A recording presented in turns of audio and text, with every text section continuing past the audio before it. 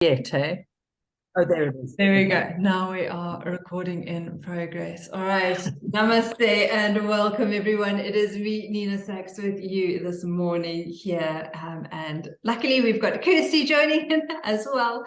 And for the rest of you who are getting the recording, it'll be lovely to see you, or that you get to see kind of like what we're going to chat about today. Today, it's all about preparing for an empowered 2023.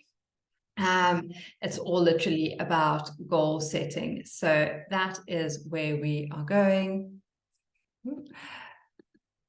Obviously doesn't want me to play with my slides today. All right, so for those of you who don't know me, I am Nina Saacks. I am a yoga health coach. I have my annual program, which is called Awakening in a Rhythm, where kind of like a lot of this work is done.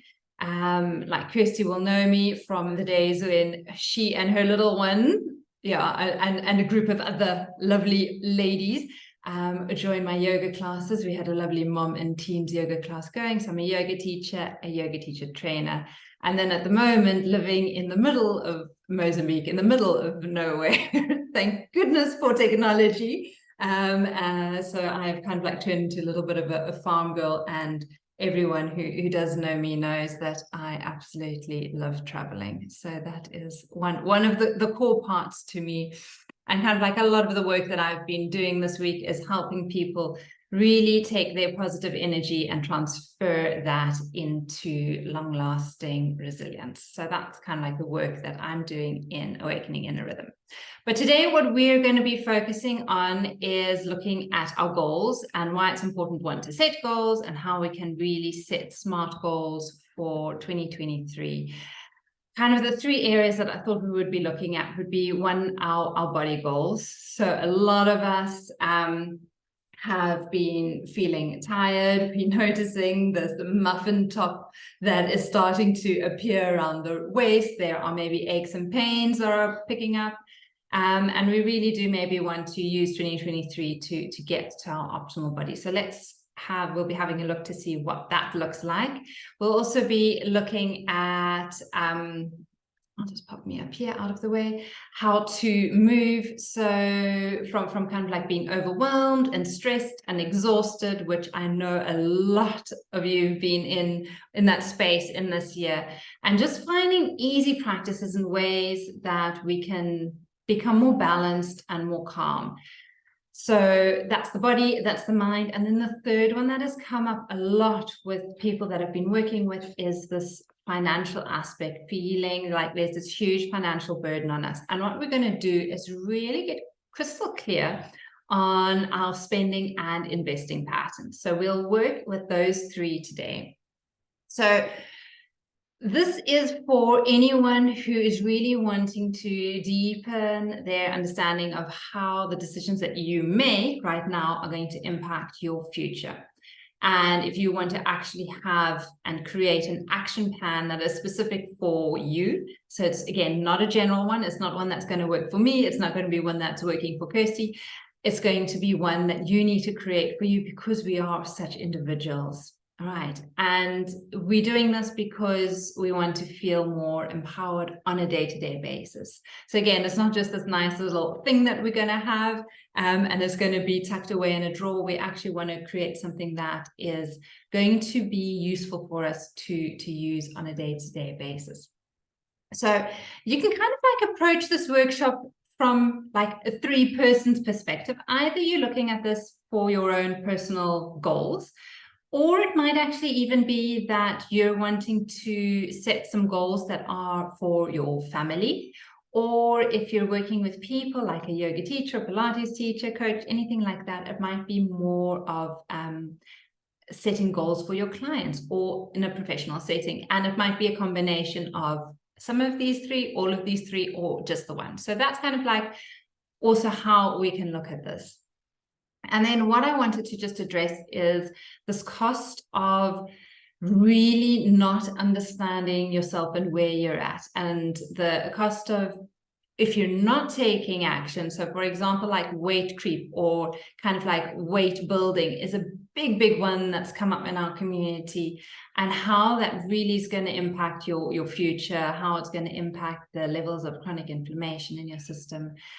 And literally the decisions that you're making today are impacting the future, no matter how small that decision is. And we can start making more positive decisions for the future. And they just need to be small ones. They don't need to be these massive earth-shattering changes.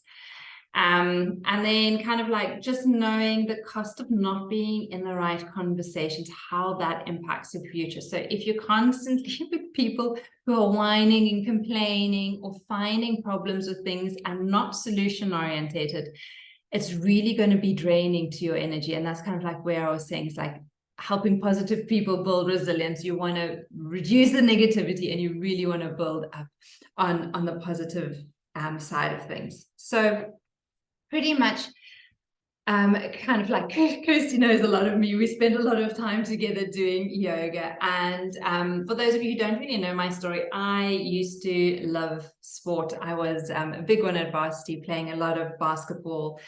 And being active weight was never really an issue. It wasn't like a big thing. I always did want to lose a little bit more. I wanted to maybe feel a little stronger.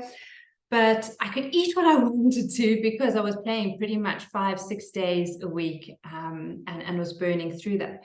But what I didn't kind of realize in my early 20s, late teens and early 20s, is that the type of foods I was eating was actually causing deep-seated inflammation in my cells.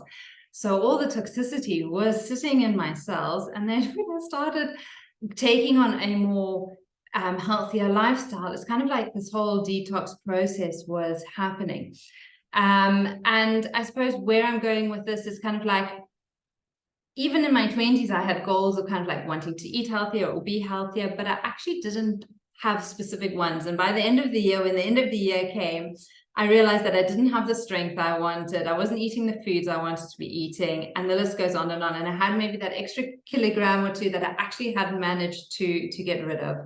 And when I got into a community where we kind of like really started figuring out what goals it was that we needed to do, how we needed to set them, and how we could achieve them, that started shifting things for me. And again, like we were chatting about before, is that it was just really small decisions on a daily basis that need to be made and done, and hopefully automated so that the thinking process can come out of that.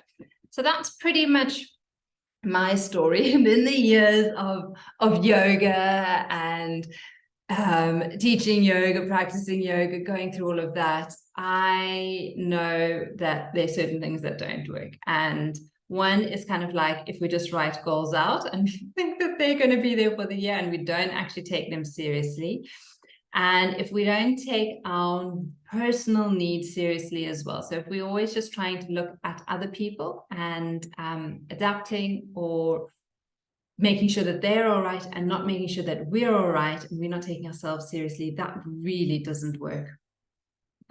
What also didn't work is keeping in the path that I was going and not changing. So I didn't really know how to shift my goals, and I didn't know how and then kind of like in which setting to do that. And a big reason why I wasn't doing that is I was using the time excuse. I don't have time, or I don't have the money, the time to kind of like invest in doing these practices, or the money in finding certain practices that'll work for me.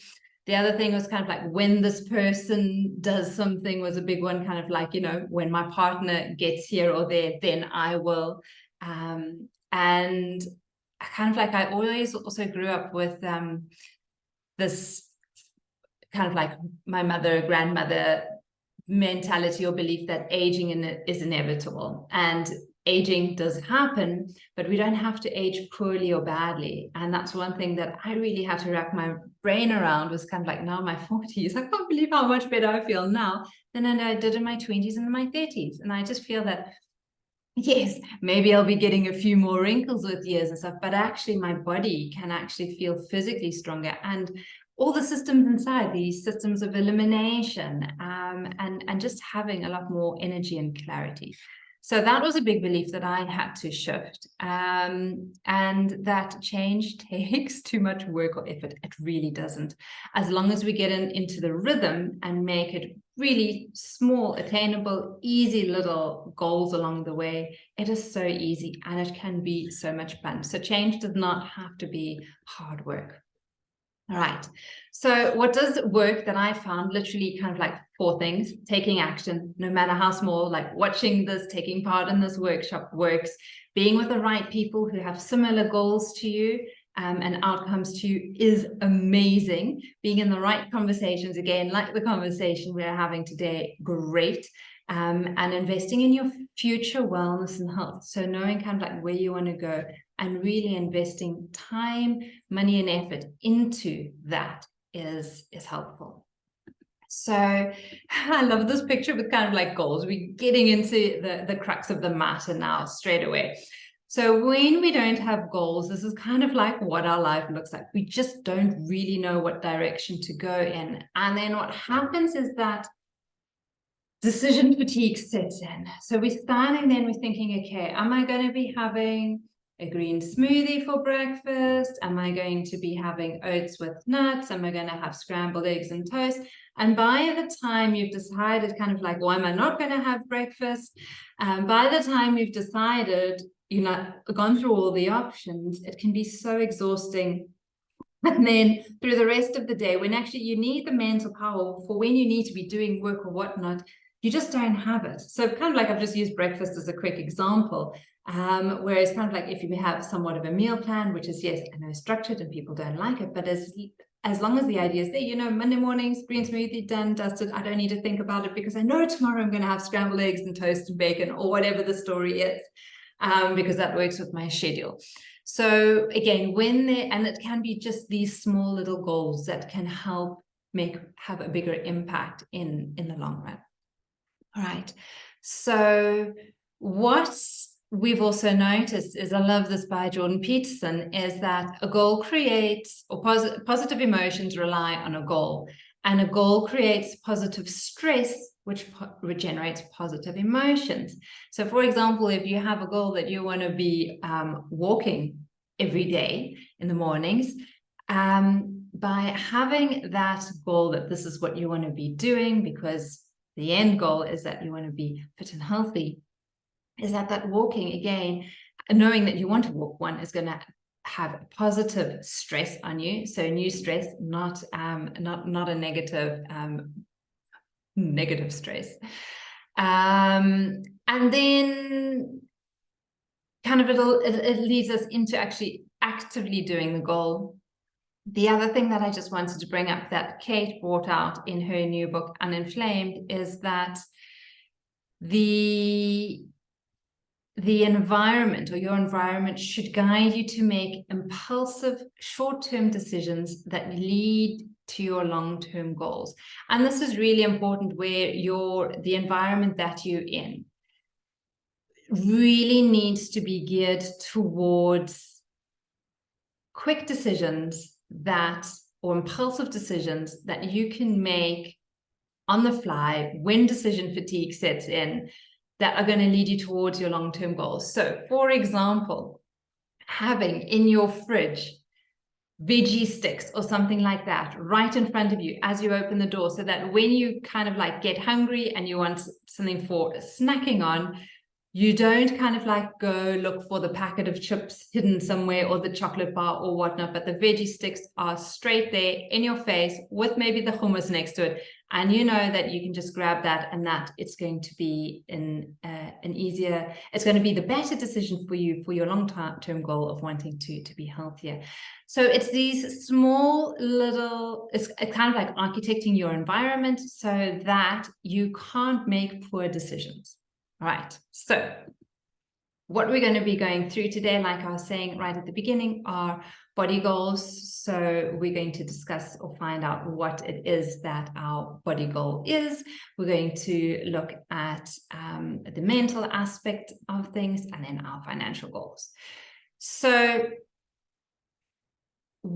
before we go into each of those, I want to just bring up this slide because this is really important that I've picked up with kind of like, again, working with my group in this year, is that when we have a little bit more clarity with regarding to our dosha, and our dosha is our body type, our constitution, and it's really not difficult or challenging. It's not like you have to do a test for anything. Vata are generally those people who have a lot of air and ether in them, so they're very creative, they come up with lots of ideas, they're very sporadic, they kind of like move around a lot. Your Pitas are your A-type personalities. They've got a lot of fire in, they're very driven, they're very motivated. So Kirsty, who's here, her sister Sam has got a lot of Pita in her. She's very, very fiery. And then Kappa is your water and earth element, which is like a lot more, there's a lot more stability, there's a lot more groundedness, there's a lot of earth in them. And they have a lot of resilience, they've got a lot of stamina. Now, they're the ones who you can kind of like go hiking on a hike with, and they'll just go slow and steady and just keep on moving, and they get to the top of the mountain and they don't really look or sound or feel flustered. They could like go on for like, you know, another 5 hours, whereas the Vatas will have like used up all their energy in the first 5 minutes and then will, you know, feel like they can't do it. And the Pitas are so driven that they kind of like, you know, want to get up there, you know, in 2 hours, not like the recommended 4 hours. So that just gives you an idea with regards to maybe connecting to what your dosha is. And the importance of this when it comes to goal setting. And our challenge is that, Peter, the fiery ones of you who are watching this, you guys often, or I can include me in there because I do have a lot of Peter, set unrealistic goals. Because you're so driven and you know kind of like that there's so much that you want to achieve, often the goals that you set are super unrealistic. And so what you want to be thinking of when we go through this now is, can you actually set a goal that is a lot more realistic for you in your life right now?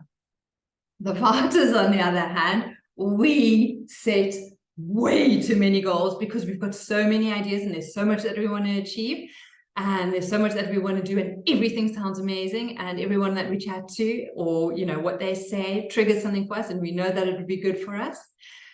And what happens at the end of the year is that nothing has been achieved because there have been too many goals, and our energy has been going in too many directions. So for the Vatas, for those of you who know that you've got a lot of air and ether in you, you really want to hone down to just focusing on one goal, not too many. Keep it simple. And then the Kappas, which I find really interesting, is because there's this earth and water to them, and there's this kind of like density and heaviness. Often they don't have this desire to have a goal, or they don't really know what goal to set. So they kind of like need a little bit of firing up to set a goal that works for them. It has to be something that is really resonating deeply with inside them, because when they feel that it's resonating deeply with inside them, then they're more likely to actually start taking steps in the direction of that goal. And the last thing I wanted to highlight here, which I didn't highlight last year, is this idea of ama, because often kappa can, or ama, which is kind of like toxic overload in the body from chronic inflammation, just too much inflammation in the physical system, in our mind, and what that does within our system is that it causes a lot of confusion, and it can look a lot like that there's like kappa within us. So you might be Pitta, you know, with strong drive, but actually you might just have this blasé confusion and not really feel motivated to set any goals. And that might be because you've got a lot of or high load of toxicity within the body, and you really want to be clearing out the system so that you can get back into your natural state. Because, and again, none of these three doshas, is there anything wrong with them? They're all absolutely fabulous. And we're usually a combination of all three anyway, in different percentages. But we want to be able to tap into the positive side of them. Like with everything, like the yin and the yang, there's always a positive, and I don't want to say negative, but like an imbalanced state. So we always want to try and bring to balance and really draw on the qualities of the positive when we are in that really balanced, stable state. Cool. All right. So I think that's all I wanted to chat about with regards to goals. Now we're going to go straight into it. And what I want us just to know when we're going to be setting kind of like our goals is to make sure that they're smart. So our goal needs to be very specific to us. It needs to be measurable. It needs to be achievable. And when it's achievable, we're going to delve a little bit more into this, because often we've set goals in the past and have achieved them, or we haven't achieved them. And we need to look at why certain things were achieved or not, and what needs to change so that it can be achievable. Is realistic or relevant? Is it really relevant to you in your time of life right now? Like for me, there's no point for me to set a SMART goal that I want to shoot 100 free throws, be able to shoot 100 free throws in an hour, or whatever the story is, because I'm just not playing basketball anymore and it's just not relevant to me. So you really want to make sure that your goals are realistic and relevant, and timely, that they're time-based. So we're going to use a year, but if you know, or you want to set a goal that is 3 months, 6 months, 9 months, absolutely fine. You choose, as long as you have a timeline, time zone for that. All right, so our first one that we're going to get into is a physical goal. So you can grab your notebook, your journal, whatever it is that you have, and take a moment to just jot down what goal you'd like to achieve. And I see Jackie's arrived as well. Welcome, Jackie. I didn't see you sneak in. Kirsty's there. If anyone needs to unmute, you are welcome to do so. If you need any help with anything, but kind of like looking at what is it that your kind of like your body goal for the next year.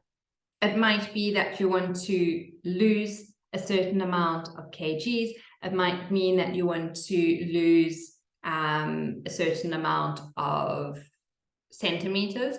It might mean that you actually want to put on weight, because I know a lot of people who also come into the course actually feel that they need to not necessarily put on weight, but put on substance and a bit more positive meat, flesh to them. It might not have anything to do with regards to weight. It might be more that you want your skin to feel smoother.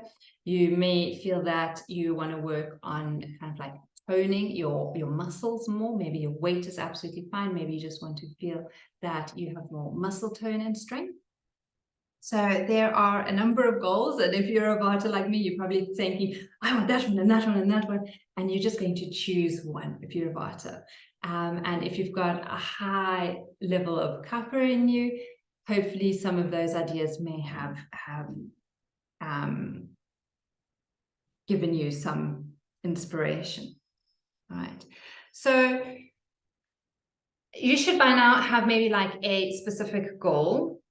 It should also be measurable. So if you've got kind of like a weight measurement, kind of like what does more strength look like? If you've got like arm strength, say that's 4 out of 10 at the moment, and you want to get that to 6 out of 10 or 8 out of 10 by the end of the year, put a number to it so that you can compare yourself now to then. So actually make sure that it is a measurable number.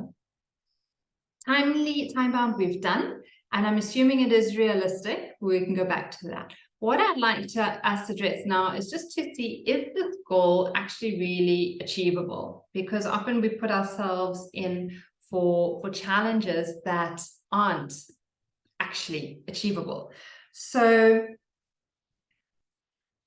I'm going to ask you a couple of questions and you can just jot down. So 1, was it a goal you had in the past? So this body goal, is this a goal that you had in the past? And it's either kind of like a yes, no answer. And we'll get to the no in a moment. If it was yes, Did you achieve the goal? And again, it's a yes, no answer. And if you did achieve the goal, what did you do? And just jot down, dum, dum, dum. These are the things I did, and this is why I achieved it. And if you didn't achieve your goal, why didn't you achieve it? Why do you think you didn't achieve it? And again, you pop down maybe 2 or 3 things that come to mind. So this body goal that you've written out now for yourself, is it something that you had in the past? Was it a goal that you had in the past? Did you achieve it in the past? It's either kind of like yes or no. If you did achieve it, what did you do? Because that gives you really good insight. For me, like a big one was playing basketball. When I was in a group, I'm not very internally motivated. I need external influence to help me get and achieve anything. It's just what I need. I know, so that means I know I need to be accountable to someone or for something. So being in a club or a group is really, really helpful for me. One of the big things here is tennis. I go to tennis every week. So when we know what worked in the past, it can help us. When we know what didn't work in the past, it can also help us. All right. So if this wasn't a goal that you had in the past, if this goal that you've got now is a little different, what would, and even if, and you can still answer this if the answer was yes from before, but what would stop you from achieving your goal now? And maybe just list a few things that come up. And you can literally just jot them down. Is it time? Is it kind of like not having the motivation? Is it not having the right equipment? Like what is it that there's no reward at the end of the day? What is it that could stop you from achieving your goal now?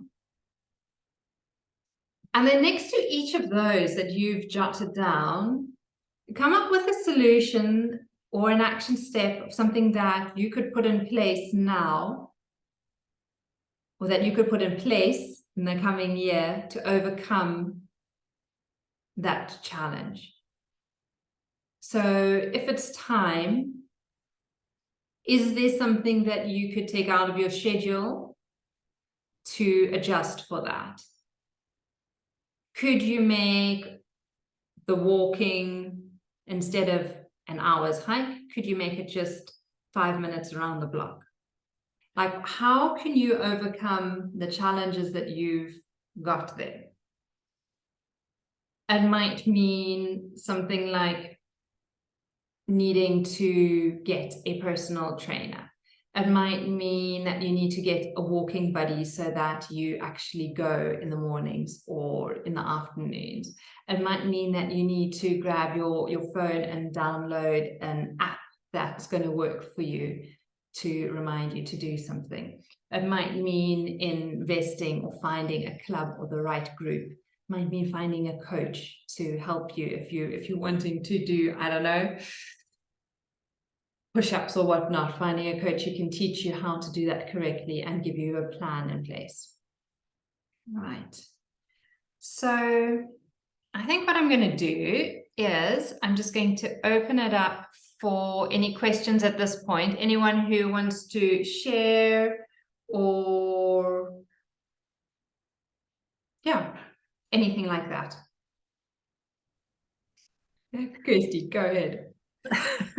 I'm not sure that I do want to share, but I will. Yeah, I mean, I think it resonates with all the things that I've been trying to do around body goals, particularly, and obviously being able to join others and to find relatable people doing similar things is a huge thing.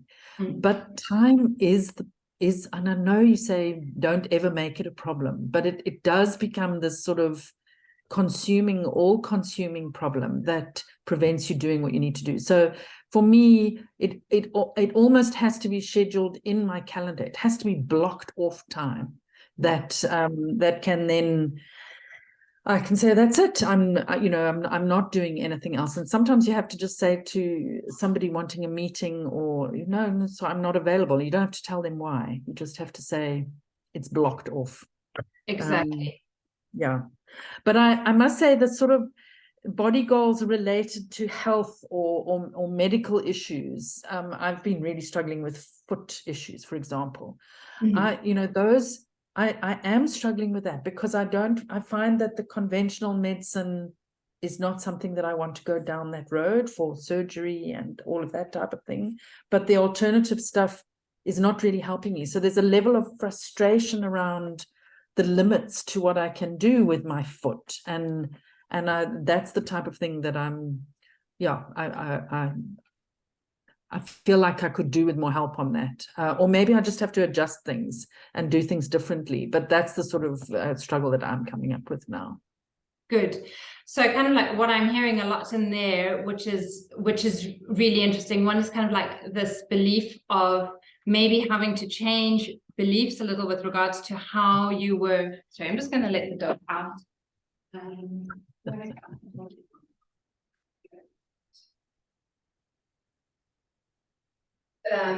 Sorry about that. Kind of like the beliefs with regards to, okay, what did exercise or movement look like with the foot like this, like you say, beliefs with regards to not wanting to go down the medical route, looking at allopathic options, trying a lot, and what other options are there. So it's great that has come up. And I often find that, like, when a challenge arises, that often when we get in the right group, you can really find a variety of solutions for you. And I think what you were saying as well is, like, if you, because I know you're big into hiking, so if you, like, find, and you're accountable to your hiking buddies, you're going to make the time and the effort to go there. And the big thing that you've brought up as well with regards to, like, time blocking in your calendar is that whenever we are on a growth path, in a sense, there's always conflicting challenges or needs on our time. And if we can't be very strict with regards to, this is my time when I'm doing this, and we allow that a meeting to sneak into that time, or a luncheon or a tea with a friend to sneak in, and we don't actually commit to it for our bigger health goal, it can, in the long run, we always kind of like find excuses to not take action, and then we get disappointed in ourselves because we keep putting ourselves last. We don't put ourselves first. So that's kind of like what I'm hearing, Kirsty, and you're like nodding. Is that like so true?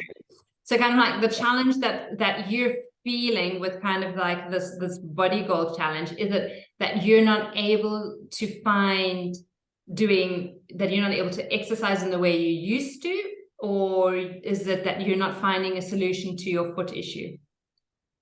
I think it's both, because they're related, but yeah, certainly I know I should be doing more exercise. So, I mean, I have dogs, so I walk them every day, but it feels like it's not sufficient for what I need for the type of exercise that I want to do.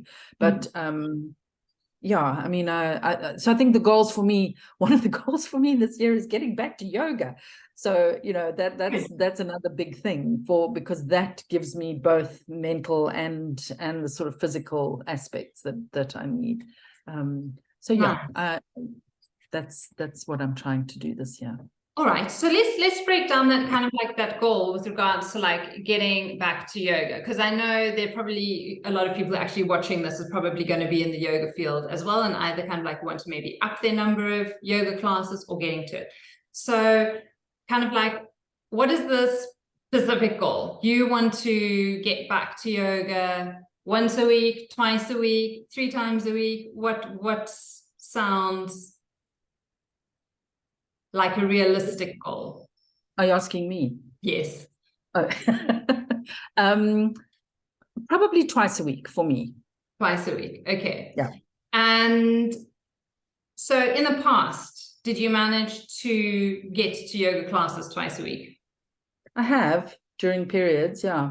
Okay. Yeah. And what was going on during those periods when you were able to go to classes twice a week? Yeah, I mean, I guess similar stuff. I'm probably a bit more busy work-wise now, but you know, same thing. You know, I was still working. The kids were at home, so I was making a plan. I was making time. Okay, so it was in a sense that what did work was that you were making time. When you fell off the bandwagon, yeah, and you maybe only got there once a week, or you stopped going, what crept into your life for the yoga to creep out?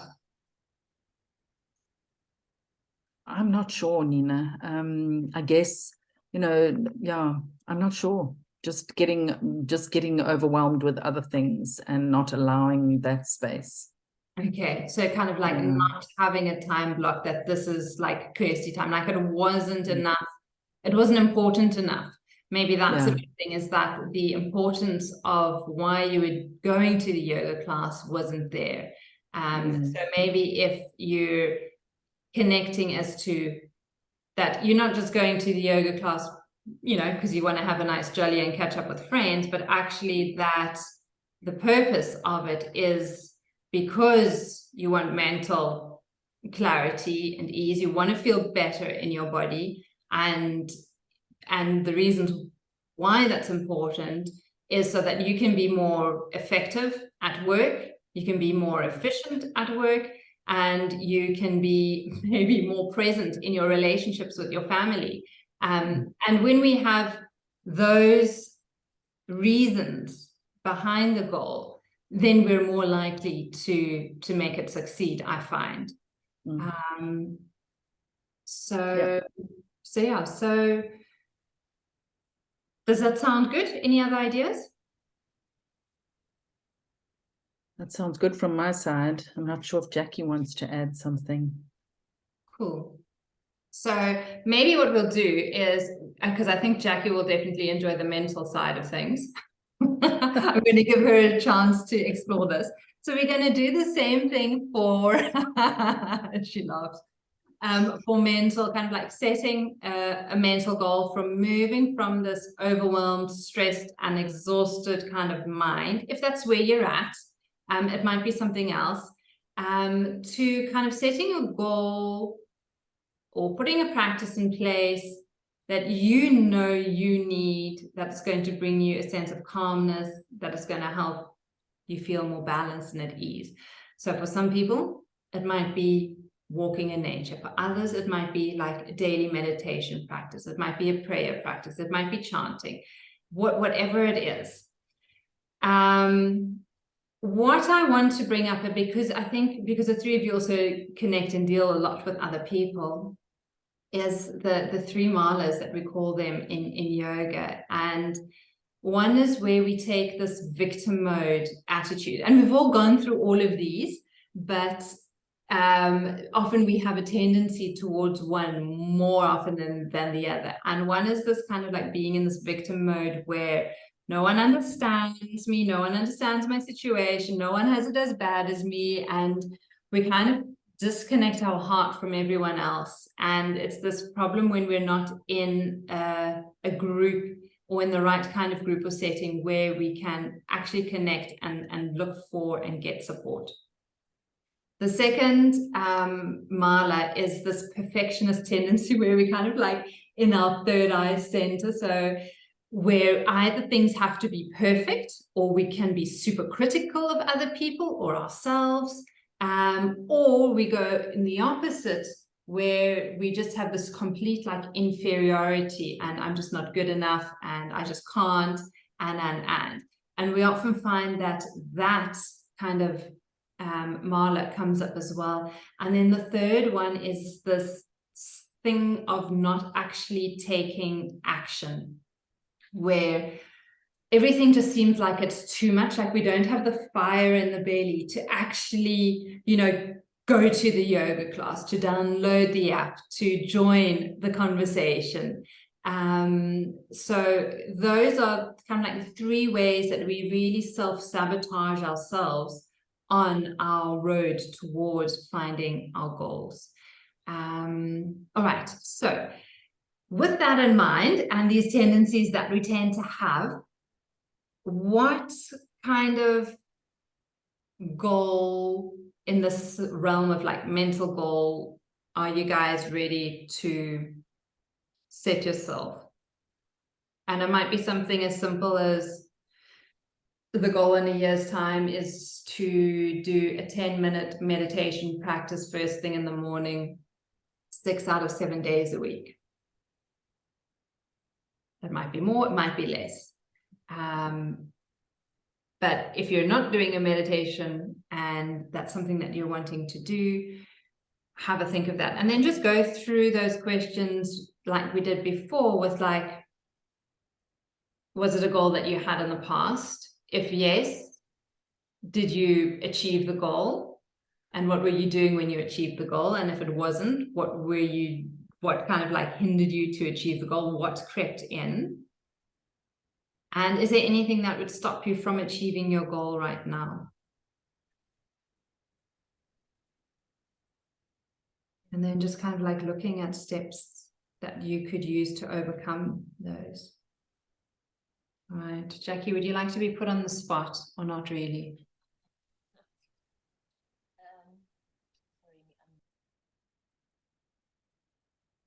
Hold on, you're muted. Let me unmute you. Let's try again. Hold on, you're still muted. Why can't we unmute you? There we go. Oh, I've just muted you. Sorry. Okay, I'll stop playing with it. You do it. There you go. Now can you hear me? Can you hear me now? Perfect. Okay. Yeah, I think not really wanting to be on the spot, but I think, a lot of that is me, just all of it in some space or form. A perfectionist, victim, no one understands, or a lot of it. And I've found that taking more time, doesn't matter whether it's meditation or just me time or just outside time or just uncomplex time has helped me a lot. And I'd like to try and continue that and build more on that in the next year, because of challenges that are a lot more complex, or on me that I thought they were. I thought that it was going to be a lot easier. So the more I take myself into my own space, and make the time to do it, the more it's helping me to deal with the complexities and the challenges that I'm in now, and I will still be in for a while next year. Okay, so that's so good to realize, Jack. It's like knowing, like that's where the realistic thing comes in. It's like, like you're not being unrealistic as to what your future holds. You know that next year is still going to be hectic. It's still going to be busy. It's still going to be intense. So, and you know that you want to feel a lot more spacious, like you were saying, like you just want to have a little bit more time. So it's kind of like the goal to spend more time outdoors. Is that what I was hearing? Yes, definitely outdoors, and maybe just, taking time out completely away from home where possible. And what would that look like? I'm sorry? And what would that look like? It looked like that about a few days ago. About a week ago, going down to a little seaside spot where midweek for 2 days, where there's just the sea in front of you. My husband, my kids popped in because it's actually in Cape Town, but it's just completely away, and it was amazing. It really made me feel how easy it can be resolved, by just saying, stuff it. They'll cope without me for 2 days, or I'll cope when I get back. it'll still be there. Whatever it is, it's still going to be there. Whether I deal with it now or I'll deal with it in 2 days' time, it can wait. And it really felt quite powerful to do that. And if I can keep doing that, I think it's going to make it a lot easier as well. Besides trying to do my yoga and try as regularly as I have been doing, and try and do my bit of meditation and, you know, just that me stuff. Good. So what it kind of like I'm hearing there as well in that is this, you've tried something new, it's worked for you, you really like it, you know that it's brought about the sense of ease in it. And so now kind of like the SMART goal is like every month or every second month, so you get to choose, you get to put a timeline on it, that you're going to take yourself out of home environment for 2 nights. And it could be during the week, it could be on weekends, but it could be that like in your calendar, like you're going to open up your calendar and literally you're just going to go through the year, find 6 times, and you're going to pop those in, and those are non-negotiable. Yes. So that when you arrive in July and all of a sudden those 2 days are in there and there's so much going on, you know it's a non-negotiable, like you are going because you've promised yourself that you're doing this.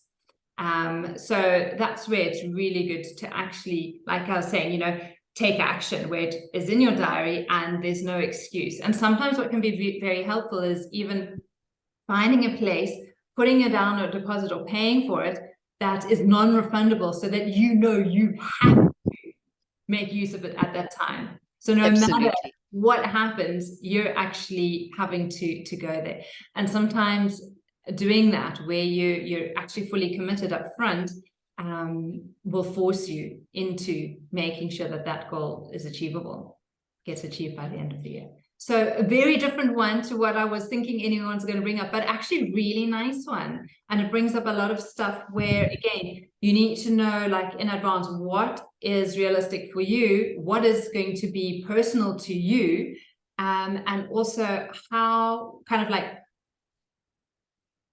because I know Jackie, I probably know that an easy way to come out of it would be, you know, to make excuses, you know, like, you know, family, work needs, and because you're always putting everyone else ahead of you, which most of us do. Whereas if you've actually committed to putting a down payment to going somewhere, like I know when you did with the retreat, you came, it was your 60th birthday, yes, your daughter, you came, because that payment was made, there was no at the last minute excuses to pull out. Yeah, that can be helpful for people to hear as well. Nice. Okay, cool. Are we good here, ladies? Yes. Lovely.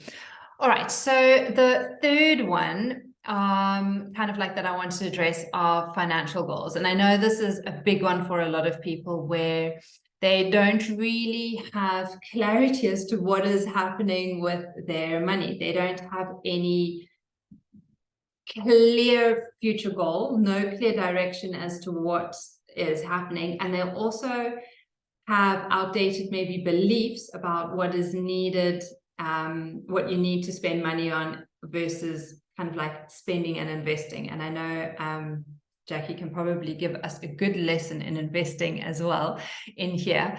But what I thought we could do, and I'm going to stop this share and I'm going to go to, I've put a little spreadsheet together. Let me see if I can find it very quickly. And this doesn't need to be like a return on investment. What I thought is maybe we can just do one like the average South African, what they're spending on. And we can maybe see how, you know, kind of like what our figures come out at. So both of you can unmute and we can make this like a little group thing, and everyone can we can all have our little input. But on a weekly basis, what do you think like the average, your friends, you yourselves would spend on eating out, fast food, restaurants, that kind of stuff? So for like one person or 2 people? Let's do one person. Let's do per person, like a person. 200. 200 rand?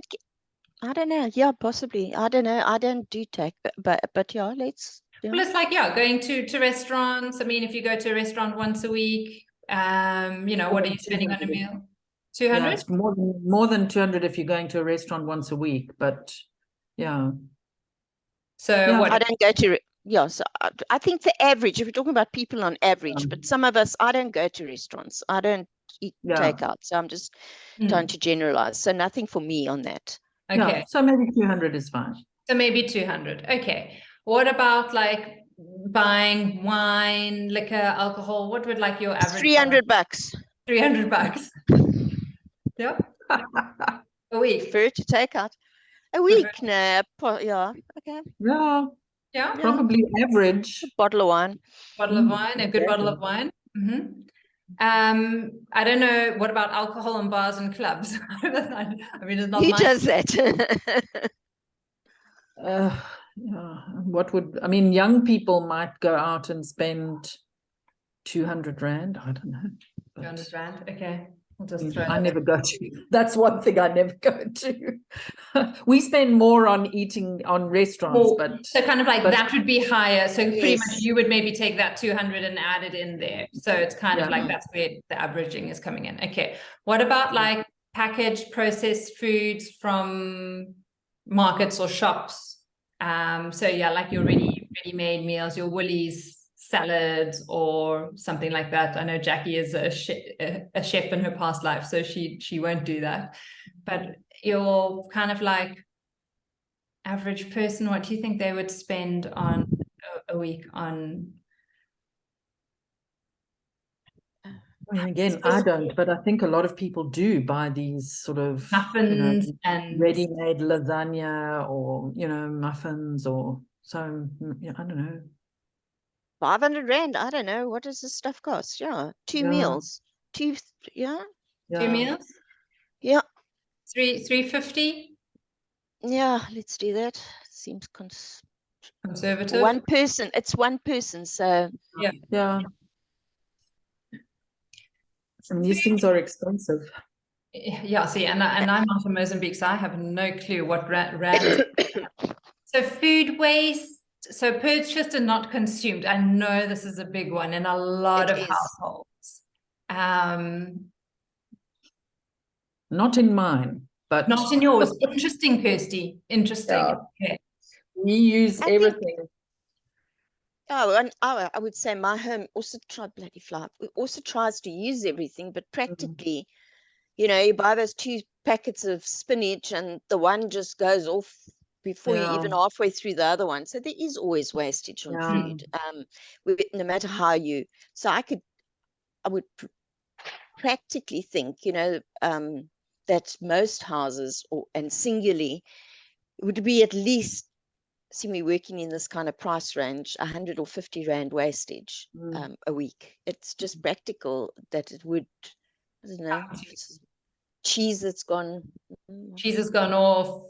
Yogurt. Yeah, you're cutting a big piece, the yogurt's starting to look watery, and you've really eaten it well over its sell-by date anyway, because it is yogurt, but it still gets all watery in the end and yuck, and then you chuck it, So, I don't know. Yeah, and the herbs you want to buy just like a little thingy of parsley or whatnot, and then if you don't have it growing in your garden, and then the whole bag kind of happens a lot. So and what do people spend like on supplements, like if it's supplements for strength or their weight loss diet, their B12s?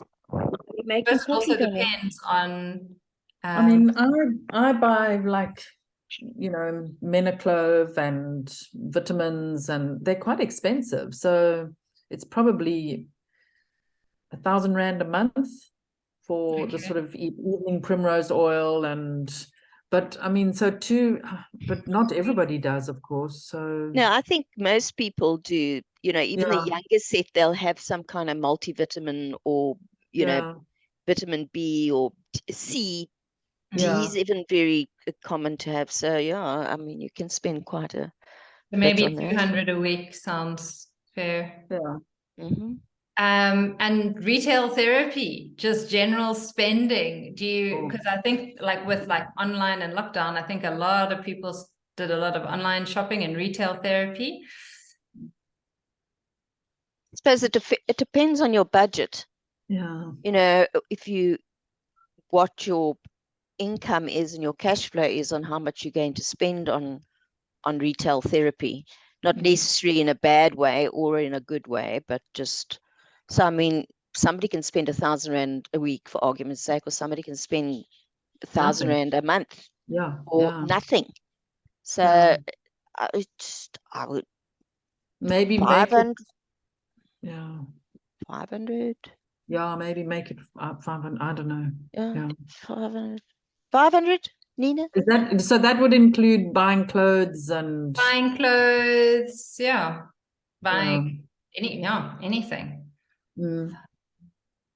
Hats, bags, belts. Oh, you better put that to 2,000 Rand a week, huh? No, I'm joking. Keep it at 500. All right. And cosmetic like procedures and things like that. Cosmetic like procedures. So what would that like be? Like a detox, Botox, or a little bit of a little bit of this, a little bit of that. I don't know. A big fat I want to zero. get there, but I haven't got none of that. Natural. We'll leave that as 0. And like, but I guess, I mean, what about things like nails and hair and lashes, and where does that come in? Oh yeah, maybe that could go in there. Yeah, nail polish. I mean, lots of people do that.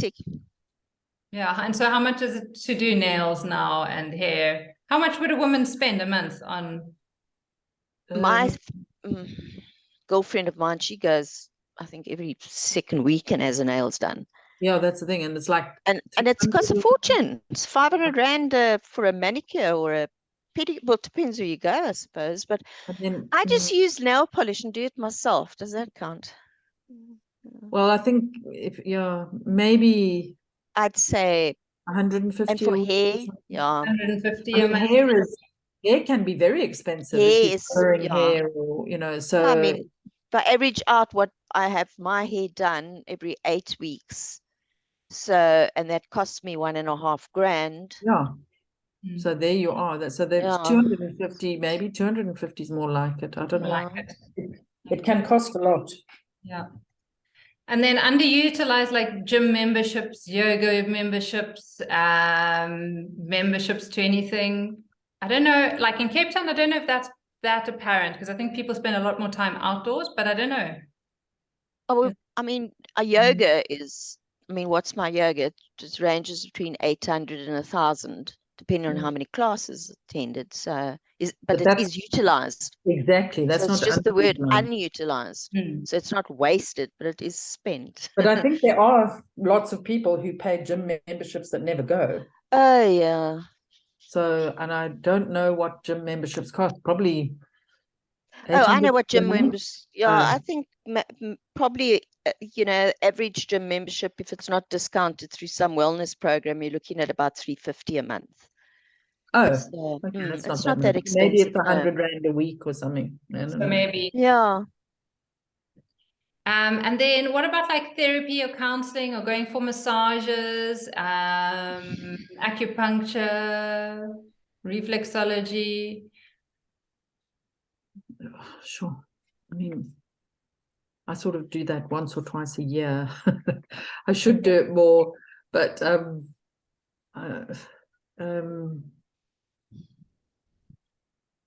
if I just put it like 100 Rand as well, just self-help books or courses. Do people spend a lot on like online courses now? I think some people do. I mean, I do every now and again, but not every month. I mean, I do buy books, but not necessarily self-help books. I suppose that would come to retail therapy, maybe. Oh, good point. Yeah. Would it? Oh, I thought retail therapy was the clothes thing only. Yeah, that's a good idea. So maybe I'll just pop in maybe a book a month. So that would be like 50 Rand. No, more than that. Books are maybe 100 then. Then 100 a week. Okay. Other pharmaceuticals. So this would be like like, you know, if you need to be taking high blood pressure tablets, cholesterol stuff. Okay, I can help there personally. Okay. My chronic medications are all covered, which is the high blood pressure and the cholesterol and the thyroid, and the menopause. That's all covered by the chronic on the medical aid, but all my head stuff is not, and I spend 2,000 Rand a month on that. Okay, so that's about 500 a week. But that's me. That's you, yeah. Mm. I think the majority of people don't spend as much. Yeah, probably not on quite much. on yeah, like scripted pharmaceutical medication. Probably 1,000 a month, yeah, easy. Because a lot of it isn't paid for, covered, and people, you know, or it's a specific med that's not covered and they have to pay it, even though it forms part of a basket of care or blah blah. Yeah, I think 250. That's fair. All right. Yeah, I mean, it's more than I don't spend that, but then I'm only on one, you know, one thing, so I don't spend a lot on it. But yeah, I think that as an average, it's probably right. Yeah. So kind of like, I mean, I'll now give you guys the spreadsheet if you want to play around with it just for yourself, so you can put your own figures in and play with it. But kind of like what it comes to is kind of like what we're spending, you know, for people to realize what they're spending a month on, and then what it comes to in on a year. And kind of like what you want to see is just, I think, getting very clear on your figures and your numbers and what that means for you. So kind of like where can you improve your health, your life to reduce those. Let me go back to, because these are all the sort of extra expenses. These are not considered essential expenses. Exactly. Yeah. So these are kind of like, not that they're not considered essential, like you need your medication to navigate, but if you were at 100% health, you wouldn't be needing that, in a sense. So it's kind of like, if you got yourself to 100% health, you know, all of these would be, or a lot of these would be falling away, or at least kind of like how I have it in here is that like at least 50%, you know, if you took off 50%, what would that mean? And kind of like what's quite interesting is kind of like after year one, it's, you know, it's 130, say for an average South African, 134,000 Rand. By the time they get to year 3, or each year, I would say it's like nearly 500,000 Rand that they've, you know, been spending on stuff that maybe isn't necessary. And, you know, what happens if you can reduce that? What happens if you can be kind of like hang out with people in a community where you're able to reduce a lot of those expenses? What does that leave you with, and how much kind of like are you able to make back? Kind of like, this is the return on investment calculator that I was using on my group, just to see the price of investing in a course or oneself. So kind of like what I wanted to literally with this workshop just show is like, when we're able to set really specific goals for ourselves, like we heard, like with Kirsty sharing and Jackie sharing, so thank you guys for being so open to doing that with us, is that everyone's goals needs to be so specific to your situation, where you're at in life, and what you're wanting to achieve next. There's no big one goal or way that everyone can work. It's how can you break it down for yourself to make it more attainable. So that's pretty much the broad overview of our little workshop today. And I'm very, very happy, or, you know, I'll pop my little schedule in the chat if you want to have a chat and share more about your goals. with me. So if you want to just kind of like think about them, get clarity with regards to them, voice them out, because that's a big one. I know when I was chatting with Jackie earlier this year, we did a lot of kind of like voicing out what kind of like her goals and where she wanted to be. And that's also, you know, gone her on this road of potentially, you know, studying yoga next year. So I find that when I have these conversations with you guys, that you really get a lot of clarity as to where you're going. So make use of that. Hop onto my calendar. I'm going to do 3 next week before I close down for the end of the year. And you can just let me know what it is, and we can find out kind of like exactly what your specific challenges are and how we kind of like if I have some ideas or advice for you in that regard. So Jackie, do you have any insights into our little chat that we had earlier this year? Was it helpful to just have someone you could banter and share your struggles with? Yeah, I would recommend it to anyone to do. You know, I don't think I've done enough of it. I think you and I have just, you know, life has gobbled me up the last 6 months of the year, 4 months, but it really does give you a lot of, it's always good to speak to somebody else, and somebody like yourself that can actually see the broader picture from the outside and sort of point things out that you don't necessarily know too much about yourself, but by pointing out to me, I can unflick it and understand it better. And it's a skill that, and it was a great thing to do, and I should have tried to do it on a more regular basis. And I would recommend anyone listening to this recording to do something like this, because Nina, you are amazing. You there's no criticism, there is no, it's equal, it's very, very good to do, and to actually just unclutter a lot of things that we have around ourselves that we kind of habitually and without realizing it encourage around ourselves, until you see somebody else that can actually just show you where all that stuff is, and you can start moving that stuff around and get it out and keep what is important. And yes, yeah, so it does, it's just a conversation. It's not a analysis, it's a conversation. So yeah, thank you, Nina, very much. Welcome.